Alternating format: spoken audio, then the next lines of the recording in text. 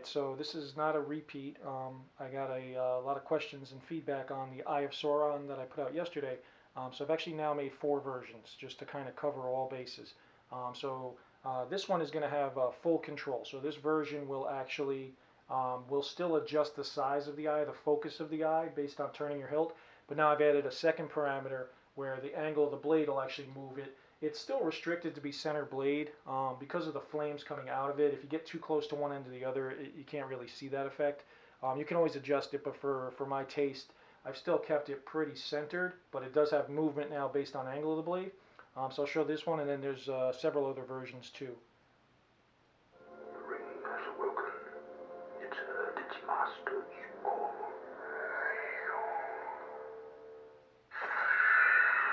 So the size of that eye is controlled by turning your hilt. So you can make it pretty focused, or you can enlarge it. And then now that angle of the blade, as you move up, it'll slide a little down.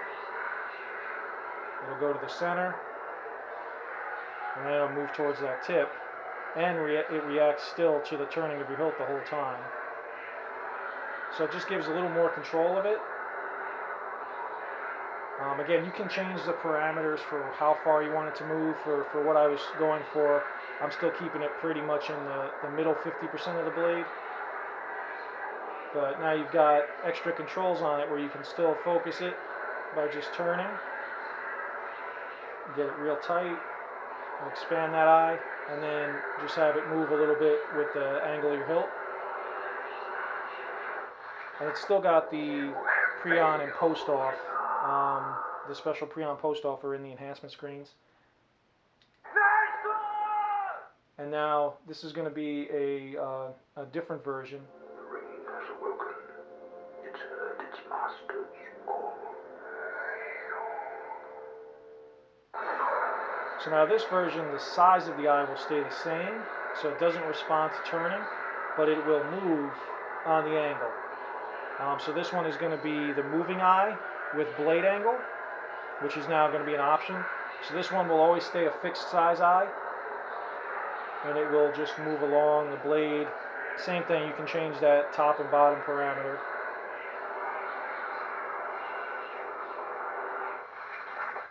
You have failed.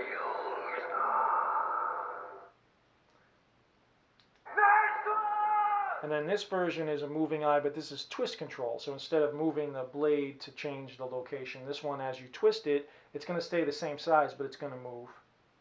The ring has awoken. It's heard its master's call.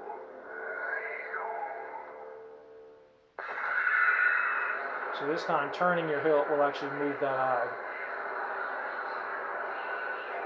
So it stays the same size though on this one. So if you want to change the size of the eye, you use the full control or the next one.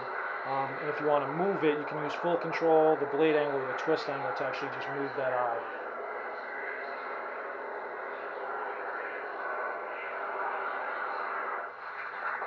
You have failed.